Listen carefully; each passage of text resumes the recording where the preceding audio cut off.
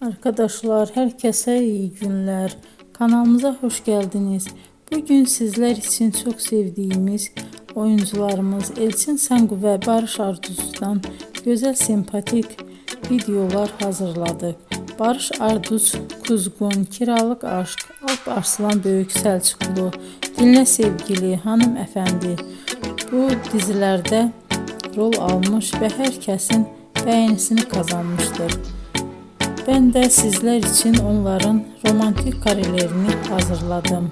Bu videoların devamının gelmesini istiyorsanızsa emeğime saygı olarak kanalıma abone olup yorum yazmayı, sona kadar izlemeyi unutmayın.